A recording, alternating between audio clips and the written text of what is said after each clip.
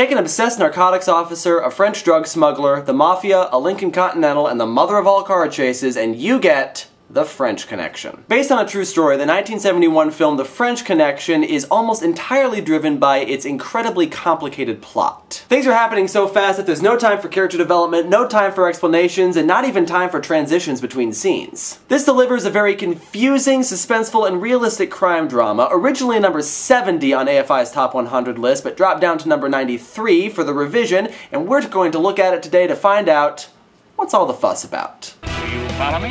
Not guilty. Fight in here. This is Shoot your way out, kid. Why is the run gun serious? When's the last time you picked your feet? Huh? What's he talking about? I got a man in Poughkeepsie who wants to talk to you. You ever been in Poughkeepsie? Huh? Have you ever been in Poughkeepsie? Hey, man, come on, give me a break. Hey, I don't know come what you're on, talking about, Let man. me hear you say it. Come on. Have you ever been in Poughkeepsie? You've been in Poughkeepsie, haven't you? I want to hear it! Come on! Yes, I've You've been there, right? Yeah. You sat on the edge of the bed, didn't you? You took off your shoes, put your finger between your toes, and picked your feet, didn't you? Now say it! Yes. This film contains, and is in fact mostly famous for, one of the most intense car chases in the history of cinema. For two reasons. One, the stakes are huge. Rather than a car chasing another car, it is a car chasing an out-of-control elevated train through midday traffic, at the risk of hitting cars and trucks and pedestrians alike. And the second reason is that it seems like it's really happening, and that is really the defining point of this movie. It seems incredibly realistic. More than most films, this movie was aiming for a perception of cold, hard reality. The killings seem legitimate, the tension seems legitimate, and most of the time we feel like we're right there with the characters. Not only does it feel like we are in the car with Doyle, but it feels like he's actually driving through midday traffic and risking his life and the life of everybody out there. And I said before that this delivered a really confusing plot, and it does, but I think that's by design. I also said it was a very suspenseful plot, and I think the confusion lends to that suspense because the deal is so complicated and things are happening so fast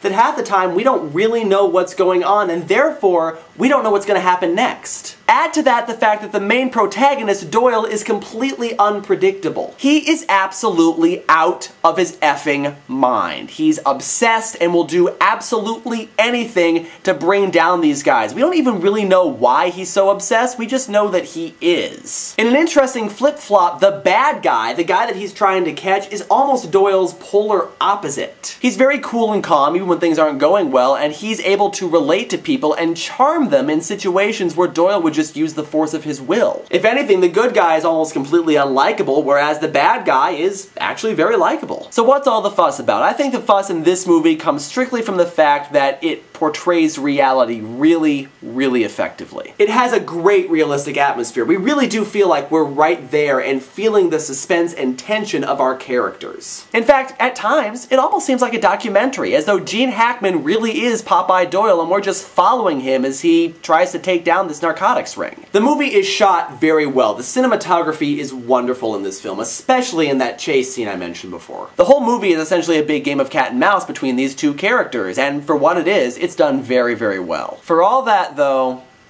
I wasn't crazy about this film. Maybe it's just not my type of film, and I can definitely respect the work and the craft put into it. I mean, it is really, really high quality craft, but there were some pretty serious problems for me. First of all, like I said, the plot is really hard to follow, mainly due to the lack of transitions between scenes, but I can forgive that. And Doyle seems to have this bizarre clairvoyance. He has this intuition, for example, about the Lincoln Continental where they're hiding the drugs. He knows the drugs are there. He just knows it. How does he know it?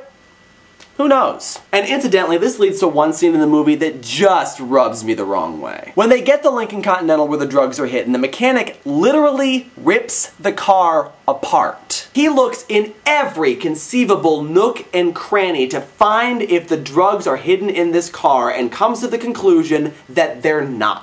Other than Doyle's bizarre intuition, the only reason we know that there are probably drugs in this car is the fact that the car weighs over 100 pounds more than it did when it came off the line. And when they confront the mechanic with this, he responds that there couldn't possibly be drugs in this car because he looked in every conceivable place. Oh, except for this one place. I ripped everything out of there except the rocker panels. Well, gee, I wonder if the drugs could possibly be in that one place that you, for some reason, decided not to look, you idiot? This wouldn't bother me so much except for a couple of things. First of all, they went to great pains to show us that he looked really in every conceivable place. He looked in places in a car that I didn't even know existed. And second, in a movie that's trying to be as realistic as possible, this seems downright implausible. This seems like they're just trying to spread the tension more and trying to give us more sympathy for the protagonist. Oh look, he was right all along when everybody doubted him. Also, the mechanic was an idiot. But I can forgive all of that. What I cannot forgive, however, is the complete lack of identifiable characters. Every single character is completely uninteresting, and Doyle is completely unlikable. And you might think that this is my own personal bias coming out, because yes, I do tend to prefer character-driven narratives to plot-driven narratives. But even in plot-driven narratives, there have to be interesting characters to make us care about the plot. This, for me at least, completely undermines the atmosphere of suspense and tension that they were trying to create, because I very simply don't give a shit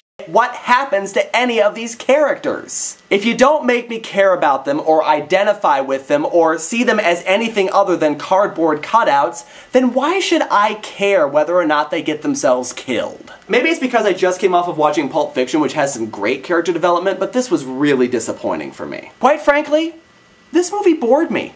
Which is pretty bad for an action flick, but I was completely bored by this movie. I can understand how, from a compositional standpoint, this movie made the top 100 list, and it really is put together very, very well. I'm not going to go so far as to tell you not to see it, because maybe it's your type of movie, and maybe you can overlook the one-dimensional characters. But I can't, and on the worth meter, I have to give this a worth sitting through. I know it seems pretty low for arguably one of the greatest films of all time, but I gotta be honest, it just didn't do anything for me. But once again, they didn't ask my opinion on the top 100 movies, and there's a reason why that's true. So if you think you might enjoy it, go ahead and see it. And that does it for another episode of What's All the Fuss About. Next time we'll be looking at Martin Scorsese's Portrait of the Mafia, Goodfellas. See you then.